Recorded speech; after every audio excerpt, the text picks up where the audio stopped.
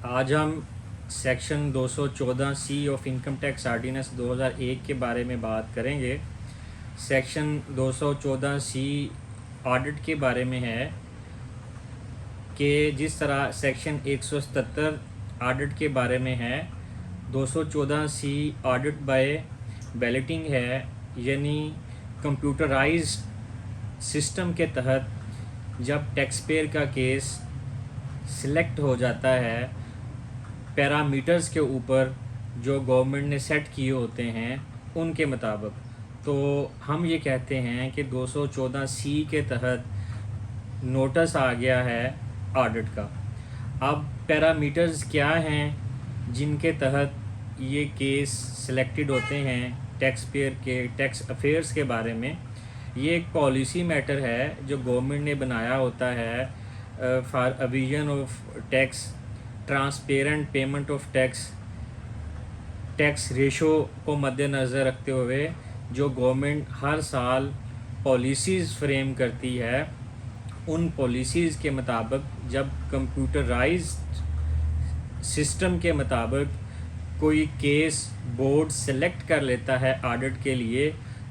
और उसको कहते हैं कि पैरामीटर्स के मुताबिक 214 सी के मुताबिक ये केस ऑडिट के लिए सेलेक्ट हो गया है। इसी तरह कंप्यूटराइज सिस्टम के ज़रिए, कंप्यूटराइज्ड बैलेट के ज़रिए रैंडमली भी केस सेलेक्ट हो जाता है ऑडिट के लिए, जो कि बोर्ड का इख्तियार है। बोर्ड उसको रैंडमली भी सेलेक्ट कर सकता है 177 के तहत ऑडिट को इनिशिएट करने के लिए। तो जैसे कि सेक्शन 177 जो कि हमने पहले इसको डिस्कस किया है वो भी ऑडिट के बारे में है। सेक्शन 177 का सब सेक्शन 1 जो है वो कमिश्नर को ऑथोराइज़ करता है, पावर ग्रांट करता है कि कमिश्नर जो है रीज़न बेसिस के ऊपर रीज़न्स को अनाउंस करते हुए ऑडिट के लिए किसी टैक्स पेयर का केस सेलेक्ट कर सकता है। तो ये जो सेक्शन 214 सी है जिसमें कंप्यूटराइज्ड वे के ज़रिए टैक्स पेयर का केस ऑडिट के लिए सिलेक्ट किया जाता है, तो 214 सी किसी भी तरह सेक्शन 177(1) की जो पावर है कमिश्नर की उसको रिमूव नहीं करता, एब्रोगेट नहीं करता, ख़त्म नहीं करता। सेक्शन 177(1) के तहत जो कमिश्नर की पावर हैं वो फॉरएवर पावर हैं, परमानेंट पावर हैं, वो पड़ी हुई है वहाँ की वहाँ ही। एक कमिश्नर 177(1) के तहत किसी भी वक्त एक टैक्स पेयर का केस ऑडिट के लिए सिलेक्ट कर सकता है। इसी तरह 214 सी के तहत जो केस सिलेक्ट होगा ऑडिट के लिए, उसके ऊपर भी ऑडिट इनिशिएट करने के लिए, ऑडिट को कंडक्ट करने के लिए सेम मेथड अपनाया जाएगा जो कि 177 में दिया गया है। सिवाय 177(1) के, 177(1) को नज़रअंदाज करके बाकी जो सेक्शंस हैं 177 के वो सेम वे में अप्लाई होंगे ऑडिट के लिए जब एक केस 214 सी के तहत ऑडिट के लिए सिलेक्ट किया जाएगा। 214 सी के तहत जब एक केस ऑडिट के लिए सिलेक्ट किया जाता है तो सेम ईयर के अंदर कानून हमें ये कहता है कि 177(1) के तहत कमिश्नर इसको सिलेक्ट नहीं कर सकता ऑडिट के लिए। अगर कमिश्नर ने सेम टैक्स ईयर की असेसमेंट करनी है, सेम टैक्स ईयर का ऑडिट कंडक्ट करना है और सेम टैक्स ईयर का ऑडिट जो है 214 सी के तहत भी कंडक्ट हो रहा है, तो कमिश्नर को उस साल के लिए नहीं बल्कि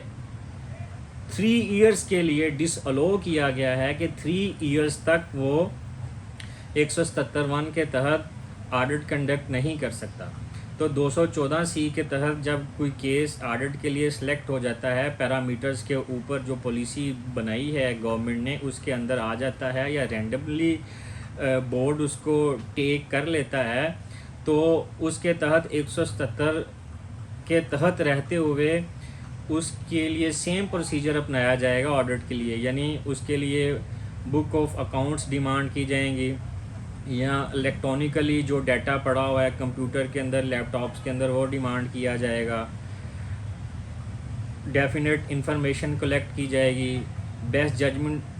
असेसमेंट का ऑर्डर सेक्शन 121 के तहत पास किया जा सकता है अगर टैक्स पेयर अपीयर नहीं होता, किसी सिंगल अपॉर्चुनिटी ऑफ हेयरिंग के ऊपर अपीयर नहीं होता। इसी तरह सेक्शन 122 के तहत अमेंडेड असेसमेंट का ऑर्डर आ सकता है अगर complete opportunity of hearing grant की जाती है,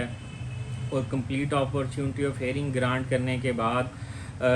जो बोर्ड है, जो बोर्ड के ऑफिसर्स हैं, नॉमिनी हैं, उनको लगता है कि असेसमेंट ऑलरेडी ठीक नहीं हुई, तो सेक्शन 122 के तहत अमेंडेड असेसमेंट आ सकती है। तो ये था आज का टॉपिक सेक्शन 214C के तहत, कि सेक्शन 214C के तहत पैरामीटर्स के ऊपर पॉलिसी जो गवर्नमेंट ने बनाई होती है, किस तरह एक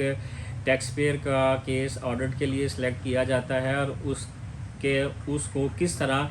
177 के तहत रहते हुए ही उसके ऊपर ऑडिट प्रोसीडिंग इनिशिएट की जाती हैं, और 120 या 122 का ऑर्डर उसके ऊपर आता है। Thank you very much.